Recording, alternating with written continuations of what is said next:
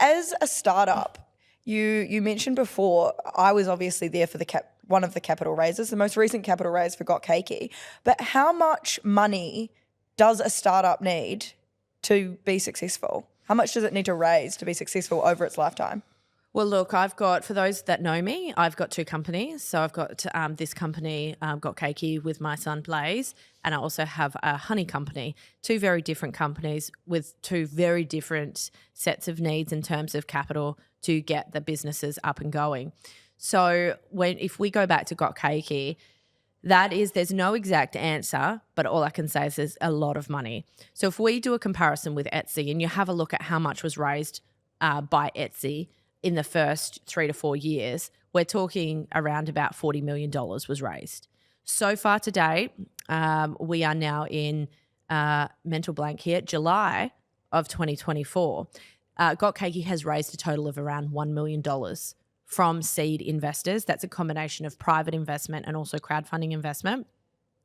And a lot of people think, look, my mum, bless her, she says, well, if you were that successful and the company is that good an idea, why is it not rolling in cash? And okay, you do one raise, but you should never have to raise again if it really is that good. So the fact that you're having to do multiple raises, maybe that's an indication that you're not very good. And I just shake my head, and lucky she's my mum and I can educate her, but there are so many retail investors out there looking to make investments through crowdfunding that don't understand it. Now, a company goes through something called burn. So Got Cakey at the moment, as I said, July 2024, our current burn rate is sitting just under $50,000. And $50,000 burn... Is that per month? Sorry, per month, yeah.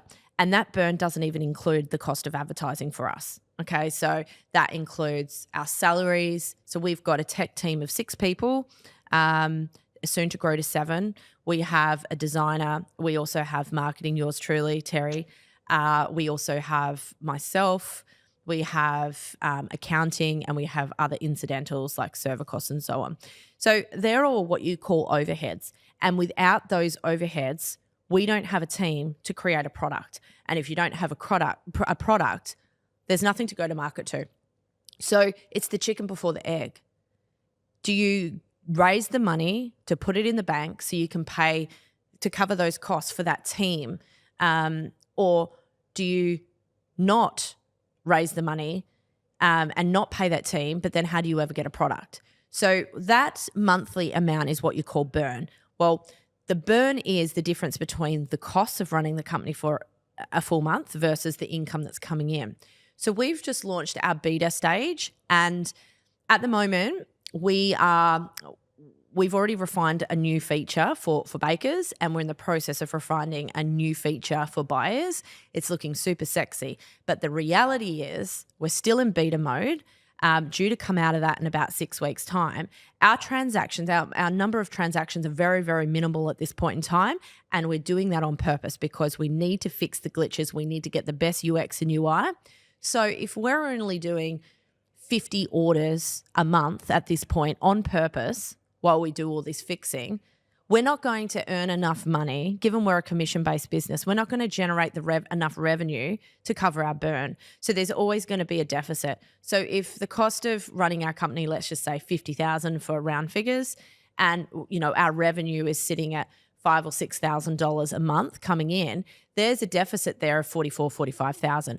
That is what you call burn.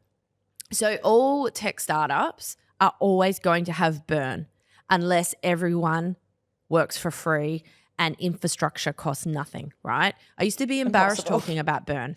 Now it's my favorite word, like 0 day, like when are we going to die and what is burn, and talking to people about what our burn is.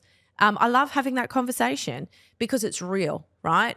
The problem with retail investment is that retail investors don't understand the costs associated with starting a tech company.